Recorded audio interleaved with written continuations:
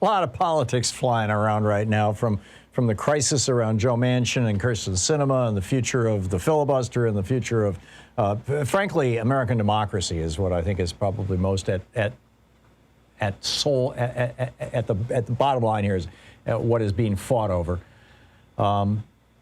And there's a history to this. There's obviously a long history, which I've been talking about much of this day, but there's also a relatively shorter history having to do with the 2016 and 2020 campaigns, political campaigns. On the line with us is Edward Isaac Dovere. He is a political journalist. He writes for The Atlantic, and he's got a new book out. It's called Battle for the Soul: Inside the Democrats' Campaign to Defeat Trump. The website, Edward Isaac Dovere, D-O-V-E-R-E, and his Twitter handle is Isaac, I-S-A-A-C, Dovere, D-O-V-E-R-E, or The Atlantic. Isaac, welcome to the program. Nice to meet you. Thanks for reaching out to me on Twitter. And I'm fascinated by this deep dive that you did into these two campaigns.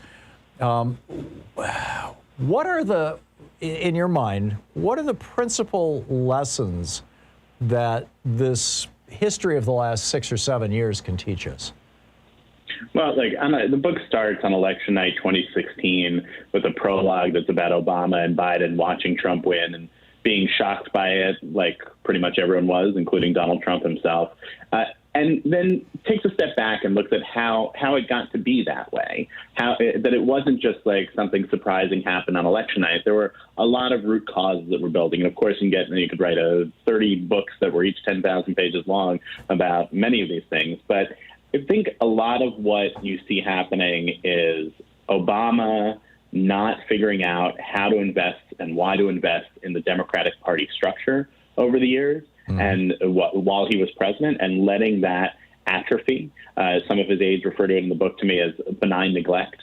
And the other thing is not really figuring out how to get a good answer on the economics issue and making people feel like life was getting better for them instead of life getting worse for them. Right. And that's something that a lot of Democrats struggle with. I think if you look at Bernie Sanders and Donald Trump, who don't have almost anything in common, right? But the one thing perhaps that they do is that in 2016, they both surged. Why? Because people were feeling like at least they were speaking to the anger that the people felt and the desire for some very different solution than what was being pushed forward by the mainstream Democrats and the mainstream Republicans. Yeah. In your book, you note how Obama was surprised by what a poor campaigner Hillary was. I don't think that's, and you point out, I think that really wasn't the essence of why Trump won. That it was this failure of the Democratic Party to be able to successfully address these issues. I would argue that part of that failure came out of Bill Clinton reinventing the party in '92 as a pseudo kind of semi-neoliberal party as opposed to a progressive party or what we would in America refer to as a liberal party. But also I think you could pin a lot of that blame on Republican obstructionism, preventing Bill Clinton to some extent, although he, I think, drank the Kool-Aid pretty aggressively, but certainly preventing Barack Obama from having any consequential victories other than Obamacare. And even that, they forced him to basically scale it back to a welfare program for the insurance companies. Yeah, as I said, there are a lot of things that went into the situation that presented itself, and I think you're right to point to those. Definitely the shifting of what the Democratic Party was for, thinking, is America a centrist country, a center-left country, a center-right country? And of course, there are issues that came up with gerrymandering and with the tilt that we've seen in the population growth and what that's done to the Electoral College. Those are all part of what's going on here, for sure. But I think that part of what the book is about is looking at how, even though there was such a renewal of interest in progressive thinking, in large part sparked by Sanders' run in 2016, but because of other things going on too, how that, when it was going on, and you had two candidates in Elizabeth Warren and Bernie Sanders who were really doing their best to speak to that fully, and most of the other candidates trying to speak to that, at least in large part, that nonetheless, the energy of the party in the primaries, despite a pretty lackluster campaign operation from Joe Biden, ended up going to him. He's the nominee. And then the book also traces all the way through the general election campaign, the pandemic hitting, all of these things, to Biden coming into the Oval Office with a very different sense of the presidency that was ahead of him, and it remains still mostly ahead of him, than when he got into the race in 2019. You know, I talked to him for this book. We did an interview on February 2nd. It was his first interview as president. And he said to me, you know, I'm the most progressive person who's ever been president. And he's brushing back there, not just at Bernie Sanders or Elizabeth Warren, but also at Barack Obama, and people thinking, like, oh, he's just like the guy who beat Trump and that's all he is. Biden now has this sense that he can be the guy who, look, he pointed out the FDR painting that he has above the fireplace in the Oval Office to me. That's how he's going about this now. I can guarantee you, Tom, when he launched his campaign in April of 2019, he was not thinking about that he was going to present himself to people as the most progressive president ever. Oh, I know that, and anybody in any Democrat knew that, you know, and that's why I was hoping for you know, Bernie Sanders or Liz Warren, and I thought, frankly, Liz Warren might.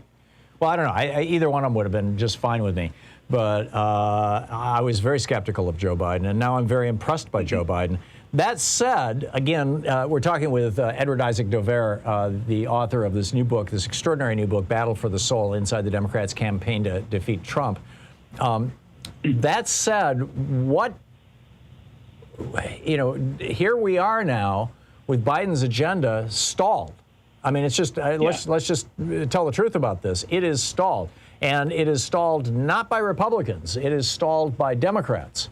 I mean, obviously, the Republicans are the wall against which we're all beating our heads, but there's a few Democrats who, obviously Joe Manchin, Kyrsten Sinema, but there are others as well who are saying, no, we're not going to change the filibuster, no, we're not going to end the filibuster, and now Joe Manchin coming out and saying, no, we're not even going to have voting rights in this country. We're just going to let the Republicans in the states just, you know, rewrite election rules however they damn well please, you know, just crazy town.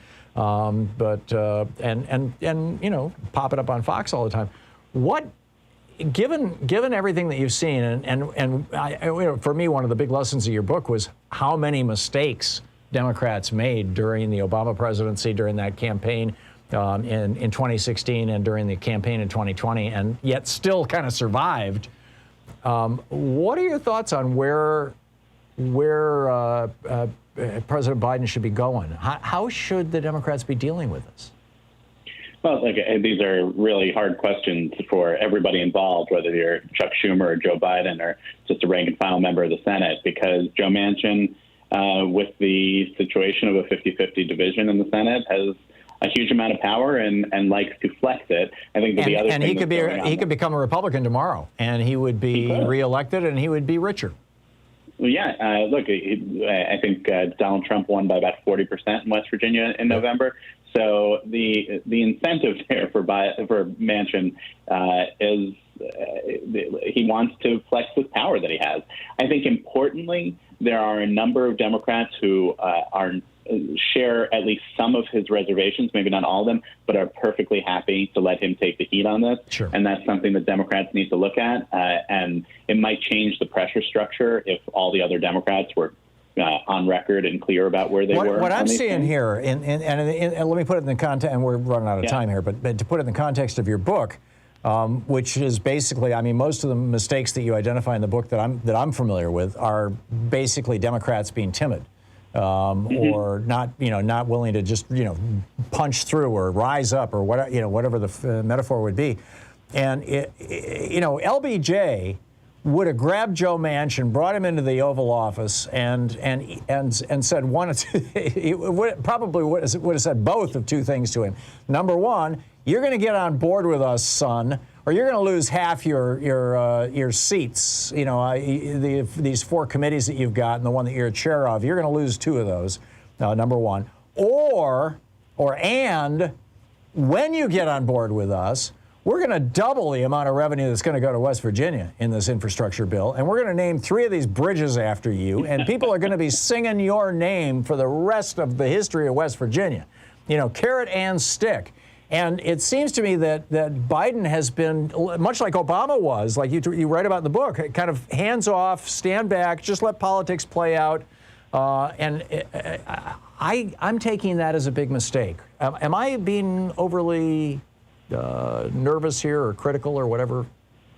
I mean, I think Biden has a theory of what he's doing, but certainly in the way it's playing out, I think you're picking up on something that a lot of people are.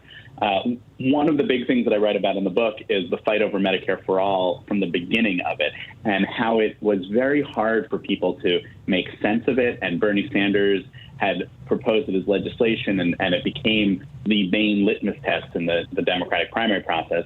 There's this question that's raised by others, including by Warren's folks, of whether that was the right question to be going at, because did it make sense enough to people in a way that was breaking through. Warren's folks feel like if the conversation had instead been about the wealth tax that she wanted, obviously that's a self-serving argument for them. But sure. The connection to all of this is that Joe Biden talked to me about how Democrats need to make sure they're making a difference in people's lives and people feel it, right? And that's what needs to happen over this infrastructure bill and all these things, that they want the pressure to come from outside Washington to get Washington to act differently. Yeah, I think we need the bully pulpit, and we need some bully in the bully pulpit.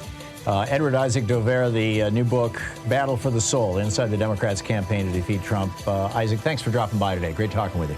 Thanks, Tom. Nice meeting you. We will